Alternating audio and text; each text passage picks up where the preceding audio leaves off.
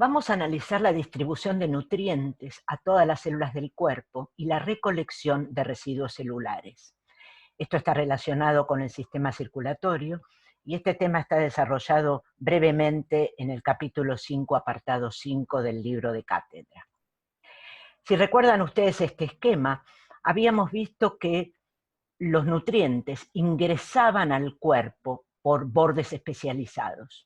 Uno de esos bordes era el intestino delgado y el otro de esos bordes estaban los pulmones, por donde ingresaba el oxígeno. Tanto el oxígeno que ingresa por los pulmones como los alimentos y otros nutrientes que ingresan por el intestino delgado tienen que ser distribuidos a todas las células del cuerpo y esa función la cumple el sistema circulatorio.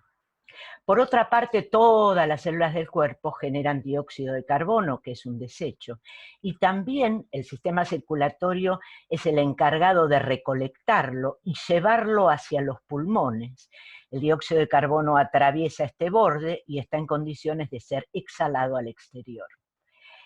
La otra sustancia de desecho es la urea, que sale del cuerpo a través de bordes que están ubicados en los riñones.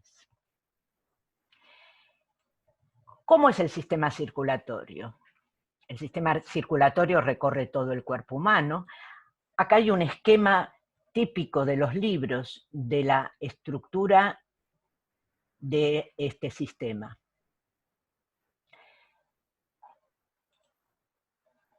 En primer lugar, este sistema es un conjunto cerrado de conductos donde circula la sangre. Cerrado quiere decir que la sangre nunca sale de estos conductos. Se mueve la sangre impulsada por las contracciones del corazón, que es este músculo que está marcado acá. La sangre oxigenada tiene un color distinto a la sangre que tiene dióxido de carbono. En la realidad, esta sangre oxigenada tiene un color rojo brillante y esta sangre un rojo oscuro, pero se usa la convención de dibujar los conductos que tienen sangre con dióxido de carbono en color azul y los conductos que llevan sangre oxigenada con color rojo. Bien. El corazón está dividido en dos mitades funcionales: el corazón derecho y el corazón izquierdo. Ojo, el corazón derecho me estoy refiriendo al corazón de mi lado derecho. Yo acá estoy viendo una persona de frente y lo que es su parte derecha del corazón, yo la veo a la izquierda, pero estoy refiriéndome a la parte derecha del corazón de cada una de las personas. Resulta que todas las células del cuerpo producen dióxido de carbono como sustancia de desecho, todas. Y esa sangre llega a través de todos estos conductos, llega al corazón derecho. Una vez que llega al corazón derecho, esa sangre es bombeada a los pulmones. Y en los pulmones ocurre el intercambio gaseoso. Si se acuerdan de este esquema, esta es la sangre que está llegando a un alvéolo con dióxido de carbono, y este dióxido de carbono va a pasar al espacio alveolar, mientras que el oxígeno que habíamos inhalado pasa a los capilares, de manera que la sangre que sale de los pulmones sale rica en oxígeno. Acá estarían los capilares que salen del pulmón con la sangre rica en oxígeno. Esta sangre rica en oxígeno vuelve al corazón, pero a la parte izquierda del corazón. Y de acá es bombeada a todo el cuerpo. De manera que todas las células del cuerpo reciben oxígeno a través de las ramificaciones de esta arteria principal, y el oxígeno es uno de los insumos fundamentales para la vida de las células. Bien, ¿dónde entran en este recorrido los alimentos. Y si tengo que pensar en la distribución de alimentos, tengo que volver al intestino delgado, que era el lugar por donde se absorbían los alimentos. ¿Se acuerdan ustedes de este esquema? Atravesaban este borde y pasaban a los capilares. Estos serían los capilares del intestino delgado. De manera que una vez que ocurre este transporte, los alimentos se encuentran en estos capilares. De los capilares pasan al hígado. El hígado es un órgano fundamental para la vida y cumple muchísimas funciones, pero referido a los alimentos, una de las funciones que cumple es de alguna manera regular la concentración de los nutrientes que hay en sangre. Por ejemplo, si yo comí muchos hidratos de carbono, en la sangre va a haber mucha glucosa, y las células del hígado capturan esa glucosa y la guardan como glucógeno en su interior, de manera que la sangre que va a salir del hígado va a salir con una concentración de glucosa mucho más baja. Otra de las cosas que pasa acá también es que si comí muchas proteínas va a haber muchos aminoácidos y el hígado se encarga de transformar esos aminoácidos en hidratos de carbono. Al producir hidratos de carbono, al transformar los aminoácidos en hidratos de carbono, se producen desechos nitrogenados a partir de los grupos amino que se transforman en urea. Es decir, el hígado es el gran productor de urea del cuerpo. Además, el hígado regula la concentración de colesterol en sangre, almacena vitaminas, elimina sustancias tóxicas, es el lugar donde se eliminan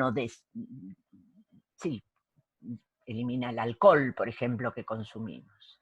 Bien, del hígado, la sangre con alimentos llega al corazón derecho, del corazón derecho pasa a los pulmones. ¿Se acuerdan que acá además ocurría el intercambio gaseoso? De manera que de los pulmones sale el alimento rico en oxígeno y con alimentos y va al corazón izquierdo, y del corazón izquierdo es bombeado a todas las células del cuerpo. De manera que a cada uno de estos órganos llega sangre con oxígeno y con alimentos. Repasemos este recorrido.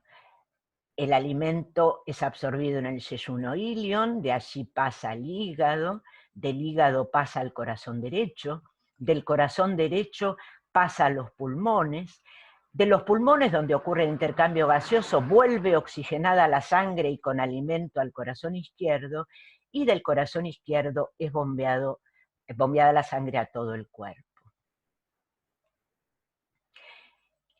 Bien, ¿qué es lo que pasa con esa sangre cuando llega a los tejidos? Supongamos que esto es una pierna de mi cuerpo. Llega la sangre con oxígeno y alimento a esta pierna, y acá tengo más ampliado el mismo esquema. La sangre llega a través de una arteria. Las arterias son los conductos que salen del corazón, y esta arteria tiene mucho alimento y oxígeno, como habíamos descrito previamente. Esta arteria se ramifica y cada vez en ramas más finitas hasta llegar a los conductos de menor grosor, que son los capilares. Acá he dibujado un capilar. Los capilares son los conductos más delgados del sistema circulatorio y su pared está formada por una sola capa de células aplanadas. Y a través de estos capilares ocurre el intercambio de sustancias entre la sangre y los tejidos, es decir, está llegando sangre con oxígeno y alimentos, y el oxígeno y alimentos van a pasar a las células que están alrededor de este capilar, al mismo tiempo que el dióxido de carbono pasa a la sangre, y la sangre que sale de este capilar, estos capilares se van juntando, formando conductos cada vez más gruesos, y sale la sangre a través de estos conductos, que es pobre en alimentos porque ha dejado parte del alimento acá, y con mucho dióxido de carbono que recogió durante el recorrido por todo el tejido. Esta sangre finalmente termina en el corazón derecho. Acá estoy mostrando lo mismo desde otra perspectiva. Si este es un capilar, por donde circula la sangre con los glóbulos rojos llenos de oxígeno y alimentos y otros nutrientes como iones, la sangre que entra al tejido por el capilar proviene del corazón izquierdo. Y a medida que va recorriendo muy lentamente el tejido, el oxígeno que está en los glóbulos rojos pasa a las células, mientras que todas las moléculas, o gran parte de las moléculas de dióxido de carbono, que son los desechos celulares, pasan a la sangre. De tal manera que en este recorrido la sangre se va empobreciendo en oxígeno y enriqueciendo en dióxido de carbono. También, a medida que el capilar va recorriendo el tejido, todos los nutrientes y alimentos que habían sido absorbidos en el intestino delgado pasan a las células. De tal modo que la sangre que sale del tejido y se dirige al corazón derecho es una sangre con mucho dióxido de carbono y empobrecida en alimento. Bien, con esto hemos terminado una rápida vista del funcionamiento del sistema circulatorio, y lo que nos queda pendiente analizar es la manera en que los nutrientes y los desechos atraviesan las membranas celulares. Y con esto estoy diciendo no solamente cómo atraviesan las membranas de las células que forman parte de los capilares, sino también todas las células de los tejidos, y además, por supuesto, las células que constituyen el borde de las vellosidades del intestino delgado y las células que constituyen el borde de los alvéolos. Este tema lo vamos a desarrollar en un video posterior sobre la estructura de la membrana y el transporte de sustancias a través de las membranas biológicas.